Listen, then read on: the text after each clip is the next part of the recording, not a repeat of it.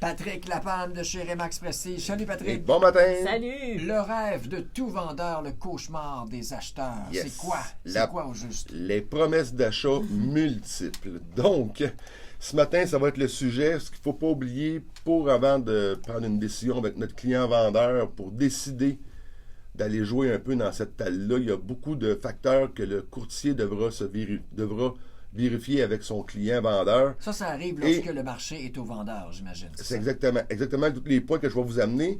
Et aussi, ce qu'il ne faut pas oublier, le courtier immobilier dans ce type de transaction-là est le fer de lance de toute opération. Pour une raison, c'est que nous, on a accès à toutes les données que je vais vous parler.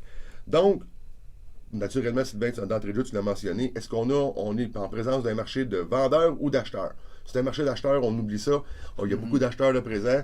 Donc là, ça ne fonctionnera pas. Mais si c'est un marché de vendeurs, donc pas beaucoup d'inscriptions, beaucoup de clients acheteurs qui sont présents pour l'achat des propriétés, votre propriété est dans un secteur qui va être très en demande. Donc, il pourrait y avoir une nouvelle école primaire qui vient de s'installer, un nouveau train de banlieue qui vient de se passer. On a aussi la rareté du produit. Donc, s'il y a des produits qui ne sont pas disponibles, un exemple, une unifamiliale avec 4 chambres, 5 chambres, c'est beaucoup plus rare, bien là, c'est une stratégie à y penser. Il y a aussi la demande dans le secteur, on en a parlé, et on va fixer le prix agressif versus la compétition qu'on a dans notre secteur. Donc, pour une maison similaire, on va aller se positionner très proche sous le prix demandé d'une autre pour que tous les gens viennent rentrer dans notre propriété puis qu'en plus de ça, ils aillent visiter les autres. Donc, le courtier devra être aux aguets pour vérifier tous les compétiteurs qui vont s'afficher au courant des semaines. Mais je vous dirais qu'habituellement, la promesse d'achat multiple se produit immédiatement lors de l'inscription et ça va durer avoir une effervescence d'environ 4-5 jours. Tout le monde va vouloir le produit, va vouloir aller le voir. Mais comment ça marche? C'est qui a avantage sur l'autre dans ceux qui font les promesses d'achat, par exemple? Bien, il y a un mythe que tout le monde croit, même toi, Marie-Jolie, tantôt, donc tu me disais ça. Bon, si je suis le premier à me présenter, il n'y a pas de problème, je suis le premier à être là. Mais ça n'existe pas. L'ordre d'envoi de l'avis qu'on a une promesse d'achat dans nos mains, qu'on va aller la présenter à votre client, vendeur, n'existe pas. On va céduler toutes les visites au complet, toutes les synchroniser. C'est déjà une belle gymnastique à aller faire pour pas que tout le monde se rende compte dans le seuil de porte.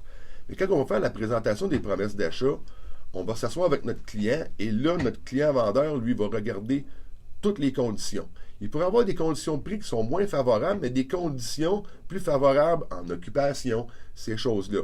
Ce qu'il faut vraiment savoir, c'est quand on va faire la présentation des promesses d'achat, et c'est toujours énormément apprécié que les deux parties se rencontrent. Donc, le courtier des acheteurs, le courtier du vendeur avec son vendeur, pour qu'on puisse avoir le pouls de l'acheteur qui va se présenter aussi. Donc, l'acheteur, ou plutôt le vendeur, peut, considère toutes les offres et il choisit celle qu'il veut? Il va choisir celle qui va convenir au mieux à sa condition. Donc, ça peut être le prix, ça peut être les dates d'occupation, ça peut être une panoplie de choses. Donc, il n'y a rien qui l'oblige à dire à prix égal ou à condition égale, je prends lui versus lui. Il peut faire ce qu'il veut. C'est vraiment son choix à lui. Et ce qu'il faut surtout savoir, c'est que quand on tombe on apprend, nous, on a un système de communication entre courtiers. Le courtier m'avise qu'il y a une promesse d'achat sur la propriété. Parfait. Là, il sait qu'il est seul, lui-là. Donc, il a commencé à négocier son prix à un prix réaliste de la propriété.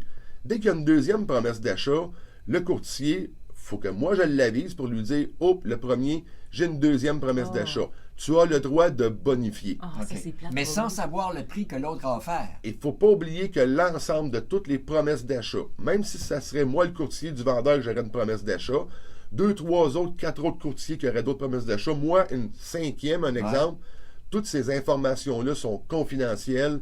On ne peut divulguer aucune information qui pourrait être favorable ou défavorable à d'autres courtiers. Mais il y a un moment où ça se gèle et là, ça vient confirmer que la transaction va se faire et qu'on ne peut plus recevoir d'offres d'achat, j'imagine. En réalité, on peut toujours en recevoir, mais avec les systèmes de communication de courtier, c'est ce qui est bien, c'est qu'on peut aviser tout le monde en temps réel. Et on va leur dire, on vient de recevoir une deuxième, une troisième promesse d'achat. Est-ce que vous désirez bonifier? Là, tout le monde, tous les courtiers qui ont visité la propriété, l'ensemble du monde ont toute l'information en temps réel. Fait que donc, c'est vraiment important de faire la synchronisation des visites, la synchronisation des promesses d'achat, parce qu'à un moment donné, il faut arrêter aussi, il faut s'installer avec notre client vendeur pour prendre des décisions. Donc, celui qui va dire que j'ai ma promesse d'achat en premier, c'est pas nécessairement lui qui va passer. Faut pas oublier qu'il va avoir le droit de bonifier à travers toute la transaction. C'est vraiment important. Mais, on a un point qui est majeur à savoir.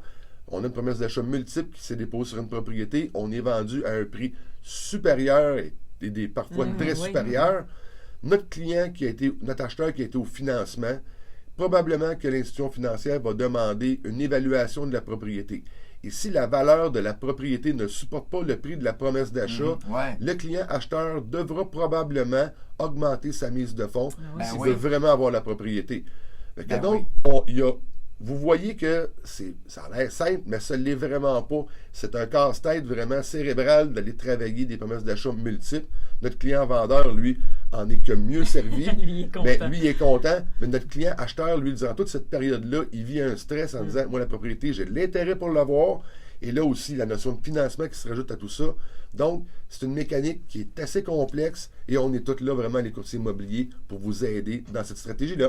Patrick? Ce serait le fun de parler du spectacle, parce qu'il y a un spectacle qui s'en vient pour Opération Oui, Opération Enfant Soleil, donc le spectacle Riondon là, avec Julie Caron, le 8 mai, à la salle Roland-Brunel. Donc, venez en grand nombre, billets toujours disponibles au bureau des Remax Prestige auprès de moi-même. Et effectivement, pour Opération Soleil, on est toujours présent.